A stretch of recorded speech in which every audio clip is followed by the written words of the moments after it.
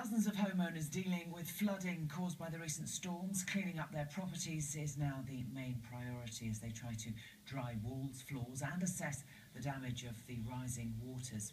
I'm joined now from central London by Andy Habbershaw, Director of Action Dry Emergency Services. Very good afternoon, Andy. What is the first thing homeowners should do, barring calling your insurance company, after a flood?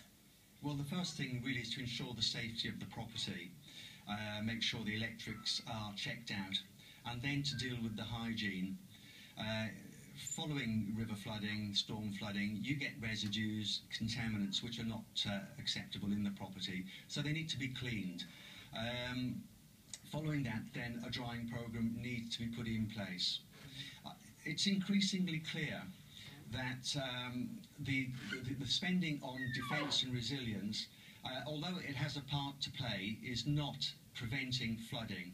So the emphasis now needs to be switched through to the clear-up afterwards, to preventing and mitigating the damage and helping those people in need. OK, many people disagree with that. I have to say, Andy, that actually we should be trying to stop these properties flooding more in the first place. And as you heard from my introduction there, 200,000 homes were stopped from flooding due to things that have taken place. How long, in your experience, does it take from a flood to a house being, a property that has been flooded, being habitable and back to normal, if I can put it like that? With traditional drying techniques, it can take a long time. Unfortunately, there is a tendency to hack out plaster, remove floorboards to an unnecessary degree. Modern speed drying techniques will reduce the impact substantially.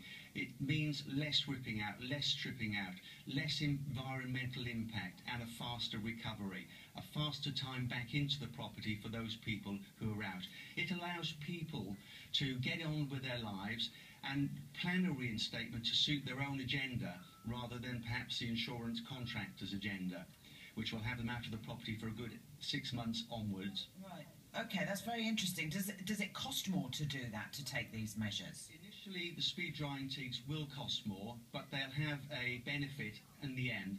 Reduced alternative accommodation costs, reduced business interruption costs, less reinstatement cost, substantially less reinstatement cost, by up to 40% arguably. Is it the case, Andy, that once you've been flooded, you've dried out, everything's got back to normal, that walls that have been flooded once, carpets that have been flooded once, are then more susceptible, more vulnerable, and the damage will be twofold next time? Well, not necessarily, no. If you've been flooded, the chances are you might not be flooded again, but one can't say you could be flooded the week following. It's really no one's choice, no one's guess. And you talked about the things contaminating a house after flooding. What sort of things are you talking about? Well, I mean, river water brings in silt. Silt can bring in other contaminants.